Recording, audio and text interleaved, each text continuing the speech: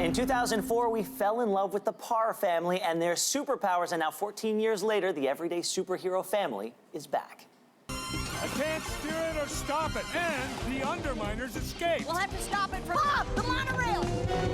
Brad Bird reprises his role as the writer and director, and for more on Incredibles 2, he's with us here in studio. Brad, thank you for being here. Congratulations. Thank you.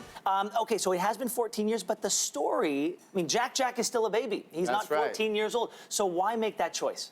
Well, you know, I worked on the first 8 seasons of The Simpsons, and they're still on the air, so it seemed to work for them.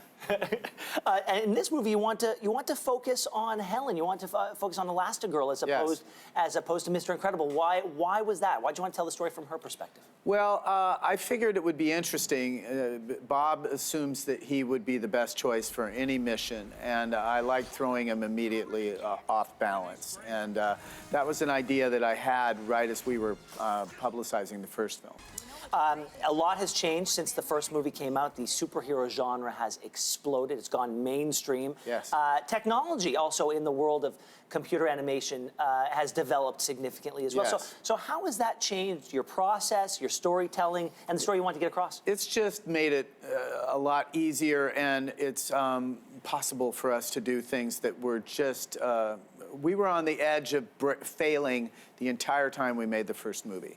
Everything that computer animation was bad at the time, which was humans, hair, cloth, fire, water, that's all our film was. So we were on the edge of complete collapse the whole time we were making it. And this time it was like, yeah, we know how to do this. So as a director in that world, does it allow you to put your focus elsewhere? I mean, in terms of, there's only 24 hours in a day, and if you're worried about those things, you can't focus on others. So what were you able to focus on this time that maybe you didn't have a chance to the first time? It isn't so much that there's one thing. Look, when we first were making films at that time, every film that you had something that it was easy to talk about. You could say, well, we did fur this time, and the fur looks good. Or Nemo, we did underwater, and we got the light to look like it's underwater light. And with Incredibles, it was humans.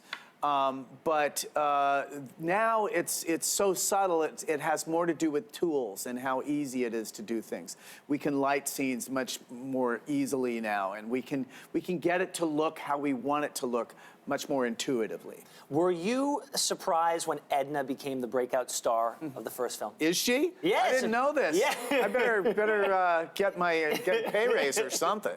Yeah. And it was a no-brainer to bring her back? You know, there were requests. Yeah, there were requests. You know, and look, I love my superhero movies. I go see them with my kids all the time. But if there's one knock on them, it's how hard it is to find a good villain. How hard did you work on the villain side of this film? Well, the villains always seem to come last for me for some reason. When I made the first Incredibles, the villain was a different villain. And we discovered a better villain while we were planning sequences for the other villain. And he was kind of a villain that we killed off in the opening. And we didn't end up keeping that opening, but we liked the villain so much better than the one we had, we said, this should be our villain. So this villain kind of came late in the process, too. Brad, you've had so much success in the world of animation. You've also, you know, we followed you as you went into the live-action film. Is that something you'd go back to? Absolutely, yeah. No, I had a good time. I did Mission Impossible, Ghost Protocol, and I did Tomorrowland. And the next film I want to do is mostly live action. And well, at this juncture in filmmaking, there's sort of one can exist with the other. And sure. They always say the best computer graphics are the ones you don't notice. Right. Yeah.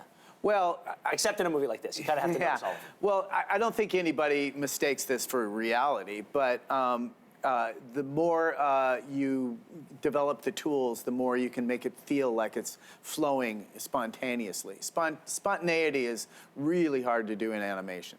Well, Brad, thank you so much for being here. Thank you for bringing us back into this world. Absolutely. We appreciate it. All right. All right, and you can catch Incredibles 2 in theaters Friday, June 15th.